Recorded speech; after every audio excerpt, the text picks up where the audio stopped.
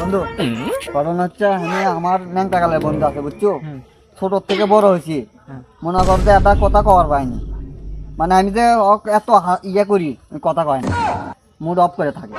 এটা কোনো ব্যাপার হলো চ আমি কথা কও মানে সে কথা কও শিখাইবে তুই পাবো না বেও কি কর চল আমি দেখাচ্ছি জীবন কেমনে আচ্ছা কথা চল, কও পাবো চল না জীবনও আর পাবো না। চল এই যে কথা কও ভাই ভালো আছেন ভালো আছে বাবু